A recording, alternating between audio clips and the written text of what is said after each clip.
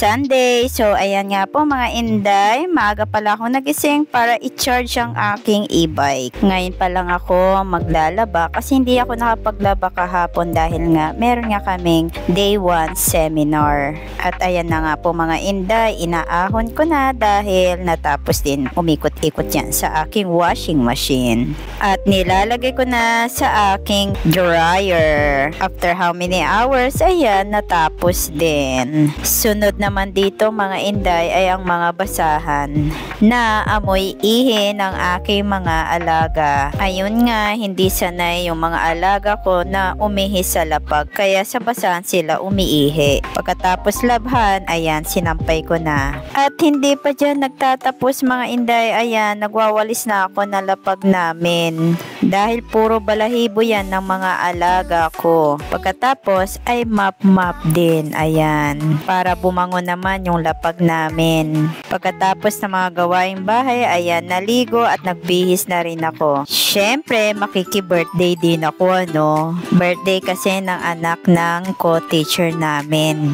Ayan, walang makeup muna si Inday. Syempre, kasama ang aking jowa, baka kasi magtampo yarn. Not expected mga Inday, favorito ko.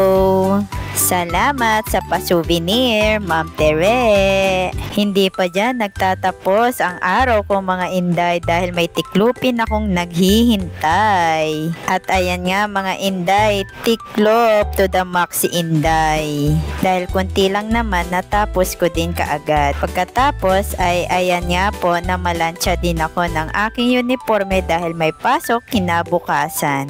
At syempre natapos din mga inday. So hanggang dito na lamang mga inday, bukas ulit.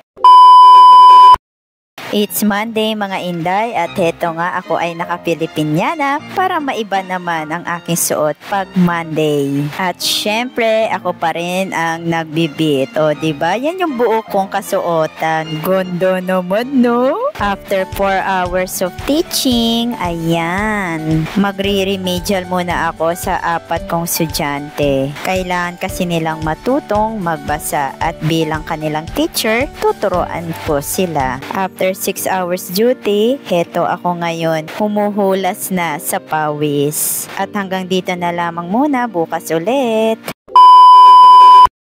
It's Tuesday mga inday at ayan, heto na naman ako.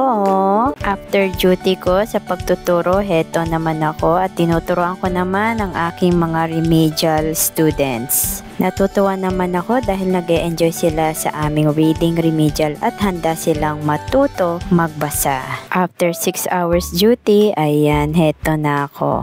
At salamat kay Mami Sharifa sa lamesa.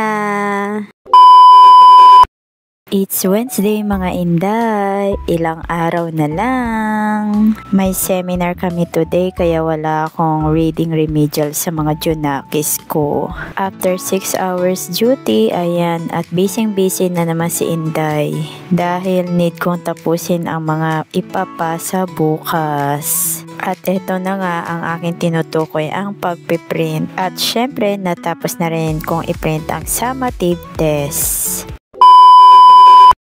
And it's Thursday mga inday. O diba ang saya-saya ko dahil walang pasok bukas. Dahil wala kaming remedial kahapon, heto at bumabawi ako sa kanila. Pilit ko silang tinuturo ang magbasa.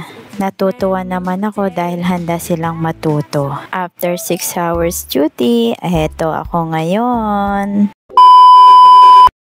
It's Friday at walang pasok kaya heto ako ngayon nagwawalis dito sa loob ng bahay. Syempre nagmap na rin ako para bumangon naman ang aming sahig. At heto na naman ang maruming basahan na kailangang labhan. At heto tamang kaska si Inday para naman luminis at mawala na rin ang dumi. Pagkatapos ay binilad na.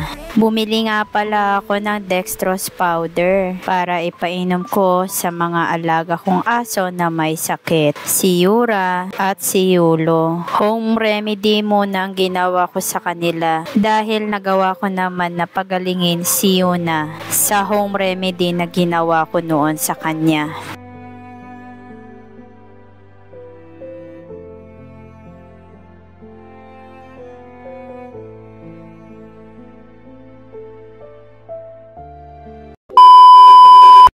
Maaga akong nagising para i-charge ang aking e-bike. Pinainom ko na rin ng gamot si Yulo at si Yura. Pagkatapos ay umattend na rin ako ng webinar. At heto, kinig mode muna si Inday. Actually, inaantok na ako dyan. Pero heto, nakikinig pa rin ako. Siyempre, kailangan kong matuto para ma-apply ko sa mga bata. Kaya yan, ako pa. At ayan, ngiting tagumpay si Inday. Dahil naka-perfect na naman ako for day 2. Oh ha?